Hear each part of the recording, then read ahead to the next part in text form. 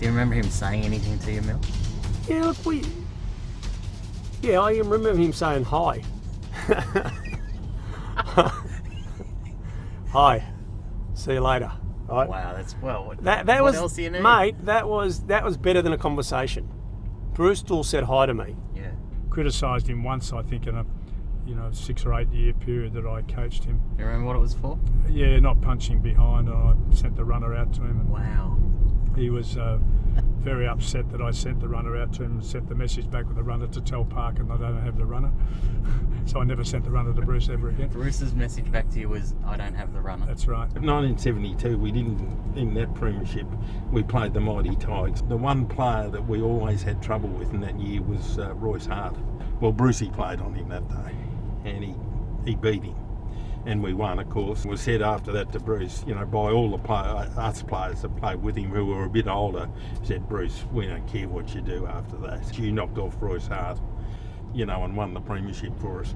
Bruce didn't say a lot, to be honest, but he was one of those blokes that you could tell what he's thinking by his eyes. And he spoke through his eyes. And the only real thing that I remember him telling me one day was, we were, I think it was our practice matches when I first came over, and we were getting flogged every game that we played. That's right, by 10, yes. 15 goals. Yeah. And I thought maybe I'd come to the wrong club. We got to the last practice game, and I remember Bruce coming out to me and goes, don't worry about it, they're only practice games. Now, I think I might have mentioned the story about the girl in the grand final. Now, she's come onto the ground at the 10-minute mark of the third quarter. She made a bad mistake. She went to Bruce Doull first. Now, Bruce doesn't talk to anyone, so I don't know what she went there. But he could not kick left foot to save his life. He was hopeless. But he never had to. He used to be able to get around, do what he did. I think it'd be good to play with Bruce. Wouldn't you love to play with Bruce Doull? Yeah. So even when you played with him, it was very hard to get 2 words out of him. So He was Bruce Doull. it was Bruce. That's exactly right. He just had to go out there and do what Bruce Doull did. I met him actually. Yeah, I remember him turning up to the club once. Just a shy, quiet man. I think he's just respected and loved by everyone. Probably the best team player I have ever had the privilege of working with. If you could articulate it, Bruce would produce it perfectly. And they loved him. Everybody wanted to play near him because he was the team player. To me, is someone who does what he's supposed to do at the time he's supposed to do it, and he does that all the time. And that means you can be trusted. And teams are built around people who are trusted. Bruce would have been the most trusted player in the Carlton club. He wasn't interested in his own performance and what he did, marks, kicks, handballs.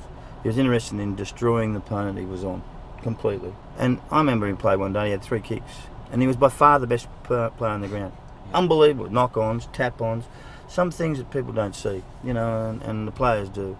Did you grow up loving him, even though you were a forward? Love Bruce Doull, and that's obviously why Shane O'Sullivan and the crew got Bruce to ring me. I always loved watching the Flying Doormat, and after having a couple of beers in the Glenelg Football Club rooms after training on a Sunday morning, watched the winners, and that's what I grew up watching, loving Carlton and Bruce Doull.